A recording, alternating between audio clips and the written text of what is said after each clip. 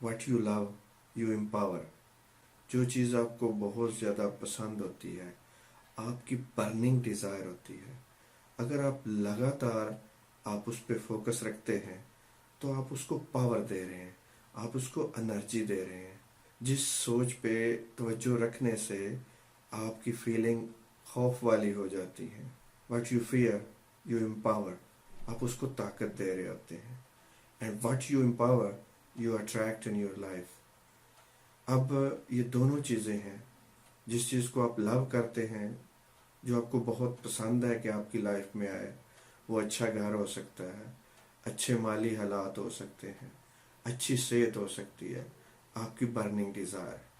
اور وہ چیز جس سے آپ ڈرتے ہیں، جس میں آپ کی مالی حالت کا خراب ہونا ہے، جس میں آپ کی صحت کا خراب ہونا ہے، اور جس میں باقی تمام خوف جو آپ کو گھیرے ہوئے ہوتے ہیں، ان میں سے کوئی بھی ہو سکتا ہے.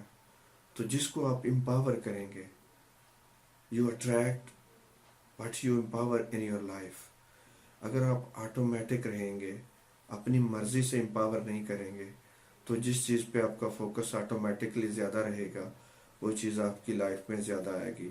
اگر آپ most of the time fear پہ فوکس رکھتے ہیں، آپ کی فیلنگ فیئر والی ہو جاتی ہیں اور زیادہ تر فیئر والی رہتی ہیں، تو آپ اپنی لائف میں وہی چیزیں اٹریکٹ کریں گے جن کو آپ ڈرتے ہیں، جن سے آپ کو خوف ہوتا ہے.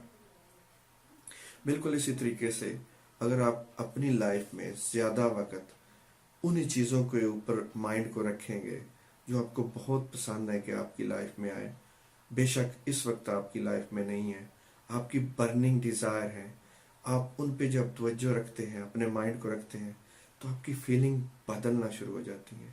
You really love those feelings. You empower what you love. You empower what you fear. اب آپ پہ ڈیپینڈ کرتا ہے کہ آپ موسٹ آف دا ٹائم کس چیز کو دیتے ہیں.